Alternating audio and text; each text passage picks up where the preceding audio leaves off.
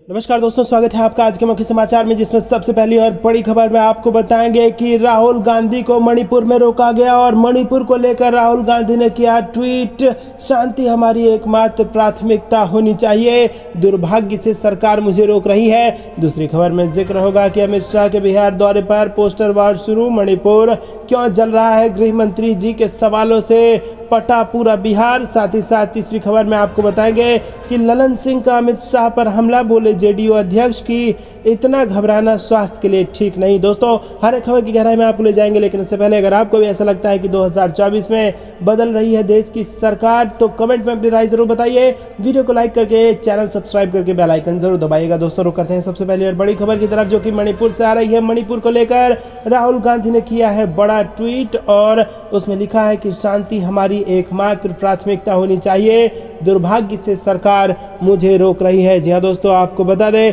कि पिछले लगभग 2 महीनों से मणिपुर में हिंसा का दौर जारी है और हिंसा को लेकर विपक्षी दल केंद्र की मोदी सरकार पर जबरदस्त तरीके से हमलावर हैं। कांग्रेस नेता राहुल गांधी मणिपुर के दौरे पर थे और मणिपुर के कुछ हिस्सों में राहुल गांधी को नहीं जाने दिया गया।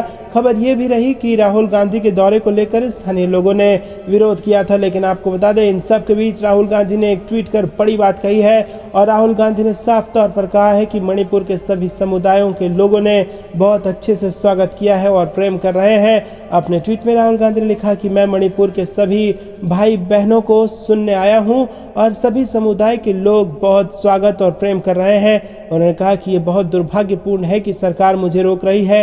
राहुल गांधी ने आगे कहा कि मणिपुर को सद्भावना की जरूरत है, शांति हमारी एकमात्र प्राथमिकता होनी चाहिए और इसके साथ ही राहुल गांधी ने लोगों से मिलते हुए एक वीडियो भी साझा किया है। रुक करते हैं ब्रेकिंग न्यूज की तरफ। अमित शाह के बिहार दौरे पर पोस्टर वॉर शुरू, मणिपुर क्यों जल रहा है, गृह मंत्री जी के सवालों के छपे हैं पोस्टर। जी हाँ दोस्तों, केंद्रीय गृह मंत्री अपने 1 दिवसीय बिहार दौरे पर पटना पहुंच गए हैं और वो सड़क मार्ग से लखीसराय के गांधी मैदान में जनसभा को संबोधित करने के लिए जा रहे थे और इसी बीच बिहार में एक बार फिर से पोस्टर वॉर शुरू हो गया। बीजेपी कार्यालय के पास इनकम टैक्स चौराहे पर अमित शाह के लिए पोस्टर लगाए गए और इनमें लिखा गया कि शांति और भाईचारा की धरती पर अमित शाह जी का स्वागत है। बिहार पूछ रहा है सीधा सवाल, मणिपुर क्यों जल रहा है, गृह मंत्री जी। जबकि दूसरा सवाल पूछा गया कि महिला पहलवानों की इज्जत आबरू से खेलने वाले ब्रिजभूषण को क्यों बचाया, गृह मंत्री जी। पटना में लगाए गए पोस्टरों में केंद्रीय गृह मंत्री के माध्यम से बीजेपी पर सीधा हमला करते हुए एक दूसरा पोस्टर भी लगाया गया और इस पोस्टर में लिखा गया कि ईडी और सीबीआई की मदद से कब तक राजनीति करेंगे, गृह मंत्री जी। अमित शाह के आगमन को लेकर बता दें कि पहले से ही बिहार की राजनीति काफी गर्म है। जेडीयू के राष्ट्रीय अध्यक्ष ललन सिंह ने भी गृह मंत्री ने बिहार आगमन से पहले उनसे 12 तीखे सवाल पूछे थे। रुक करते हैं अगली ब्रेकिंग न्यूज की तरफ। ललन सिंह का अमित शाह पर हमला, बोले जेडीयू अध्यक्ष इतना घबराना स्वास्थ्य के लिए ठीक नहीं। जी हाँ दोस्तों, जनता दल यूनाइटेड के राष्ट्रीय अध्यक्ष राजीव रंजन उर्फ ललन सिंह ने केंद्रीय गृह मंत्री अमित शाह की लखीसराय रैली के बाद उन पर जमकर हमला बोला। ललन सिंह ने कहा कि विपक्षी एकता से अमित शाह घबरा गए हैं और ललन सिंह ने कहा कि गृह मंत्री अमित शाह इतने घबराए हुए थे कि लखीसराय में रैली को संबोधित करने के दौरान उनके मुंह से लखीसराय की जगह मुंगेर निकल रहा था। ललन सिंह ने कहा कि आगामी लोकसभा चुनाव में भाजपा का क्या हश्र होने वाला है, इसका अंदाजा अमित शाह को शायद लग गया है, इसलिए अमित शाह घबराए हुए हैं। ललन सिंह ने कहा कि इतना घबराना देश के गृह मंत्री के स्वास्थ्य के लिए अच्छा नहीं है। तो दोस्तों, ये बेहद बड़ी खबर बिहार से लगातार आ रही है। रुक करते हैं अगली ब्रेकिंग न्यूज की तरफ, लेकिन उससे पहले वीडियो को लाइक करके चैनल को सब्सक्राइब करना मत भूलेगा। रुक करते हैं अगली ब्रेकिंग न्यूज की तरफ। राजस्थान में इस साल के अंत तक चुनाव होने हैं और होने वाले विधानसभा चुनाव से पहले सत्तारूढ़ कांग्रेस पार्टी अपने विधायकों का जमीनी रिपोर्ट कार्ड उनके सामने पेश करेगी और इसके लिए 1 और 2 जुलाई को चुरू के सालासर में कांग्रेस का चिंतन शिविर होगा और इसमें कांग्रेस विधायकों के साथ साथ विधानसभा चुनाव में प्रत्याशी रहे नेताओं को भी आमंत्रित किया जा रहा है। मुख्यमंत्री गहलोत, प्रदेश प्रभारी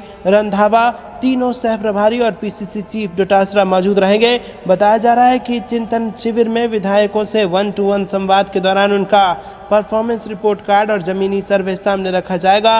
विधायकों और विधानसभा चुनाव में प्रत्याशी रहे नेताओं से पूछा जाएगा कि उन्हें किस आधार पर टिकट दिया जाए और उनकी जीत का क्या फार्मूला है, अगर सर्वे रिपोर्ट अच्छी नहीं है तो फिर उन्हें क्यों टिकट दिया जाए। और वहीं ये भी बताया जा रहा है कि सरकार को समर्थन दे रहे हैं निर्दलीय विधायकों को भी शिविर में बुलाया गया है, लेकिन उनसे परफॉर्मेंस रिपोर्ट कार्ड को लेकर चर्चा नहीं होगी। तो दोस्तों आपको बता दें कि राजस्थान को लेकर पूरी तैयारी में उतर आई है यहाँ पर कांग्रेस पार्टी, और यहाँ पर मकसद यही है कि फिर से सरकार रिपीट की जाए और बीजेपी को राजस्थान की सत्ता से फिर से एक बार दूर कर दिया जाए। आपको क्या कुछ लगता है किसकी बनेगी सरकार, कमेंट में हमें जरूर बताएगा और वीडियो लाइक करना मत भूलिएगा। शुरू करते हैं अगली ब्रेकिंग न्यूज की तरफ। देश में इस वक्त यूनिफॉर्म सिविल कोड को लेकर विवाद छिड़ा हुआ है और हाल ही में पीएम मोदी ने यूसीसी को पूरे देश में लागू करने को लेकर संकेत दिए, तो वहीं मुस्लिम समाज इसका विरोध कर रहा है। और इसी कड़ी में समान नागरिक संहिता को लागू करने के मामले में नेशनल कॉन्फ्रेंस प्रमुख फारूक अब्दुल्ला का बड़ा बयान सामने आया। फारूक अब्दुल्ला का कहना है कि केंद्र सरकार को सोचना चाहिए कि देश विविधतापूर्ण है और यहाँ सभी धर्मों के लोग रहते हैं और मुसलमानों को अपना शरीयत कानून है, और यूनिफॉर्म सिविल कोड लागू करने से आने वाले किसी भी संभावित तूफान के बारे में सरकार को सोचना चाहिए। तो दोस्तों यहाँ पर आपको बता दें कि बड़ा तूफान एक आ सकता है देश में, ऐसा कहना है एनसी प्रमुख फारूक अब्दुल्ला का। और वो कह रहे हैं कि सरकार को कुछ भी बड़ा कदम उठाने से पहले सोच लेना चाहिए। मुसलमानों का जो शरिया कानून है वो उसका पालन करते हैं, लेकिन अगर कोई यूनिफॉर्म सिविल कोड उन पर थोपा गया तो फिर इसके अंजाम क्या कुछ होंगे वो देखना पड़ेगा दोस्तों। तो दोस्तों आपको क्या कुछ लगता है, क्या सरकार को बिना किसी परवाह के इस कदम पर आगे बढ़ना चाहिए या फिर सोच समझ कर कदम उठाना चाहिए? कमेंट में अपनी राय हम तक जरूर पहुंचाइएगा। वीडियो लाइक करना मत भूलिएगा और ऐसी सारी तमाम खबरों के लिए चैनल को सब्सक्राइब करके बेल आइकन जरूर दबाइए। शुरू करते हैं अगली ब्रेकिंग न्यूज की तरफ। कि समान नागरिक संहिता पर प्रधानमंत्री नरेंद्र मोदी के बयान के बाद देश भर में एक बार फिर नए सिरे से इस पर चर्चा शुरू हो गई है, जिसे लेकर यूपी के संभल से समाजवादी पार्टी के सांसद डॉक्टर शफीकुर रहमान बर्क का बड़ा बयान सामने आया और उन्होंने इसे 2024 के लिए भाजपा का ड्रामा बता दिया। सपा सांसद ने कहा कि भाजपा 2024 के चुनाव को लेकर घबराई हुई है और इसके जरिए वो हिंदू, मुस्लिम और दूसरे धर्मों के लोगों के बीच दूरियां पैदा करके वोट का ध्रुवीकरण करने की कोशिश कर रही है ताकि इन्हें धर्म के नाम पर वोट मिल जाए, लेकिन इससे लोगों के बीच मतभेद बढ़ेंगे और देश के हालात बिगड़ जाएंगे। सपा सांसद ने कहा कि हिंदुस्तान जल रहा है, जगह जगह झगड़े हो रहे हैं, मणिपुर और उत्तराखंड में क्या हो रहा है, मुसलमानों को धमकियां मिल रही हैं और यहाँ से चले जाओ, तो क्या ये देश किसी के बाप का है? सपा सांसद ने सीएम योगी के अवैध धर्मांतरण के पीछे अंतर्राष्ट्रीय साजिश वाले बयान पर कहा कि ये सब मुसलमानों को फंसाने और उनके साथ जुल्म ज्यादती करने के लिए किया जा रहा है। मुसलमान अपने धार्मिक मामलों में दखल बर्दाश्त नहीं करेगा। अगर समान नागरिक संहिता को लाया जाता है तो उसका संसद के अंदर और बाहर विरोध करेंगे।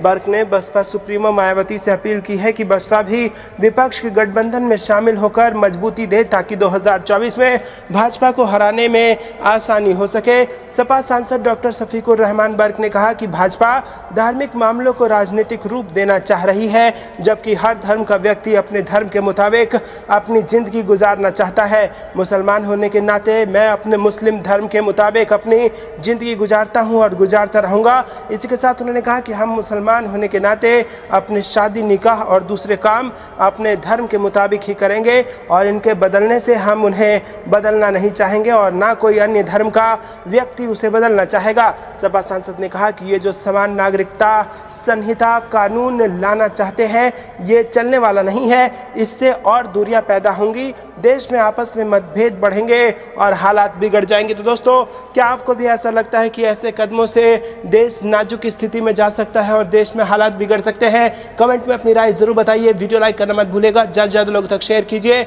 अभी के लिए इतना ही। जय हिंद, जय भारत।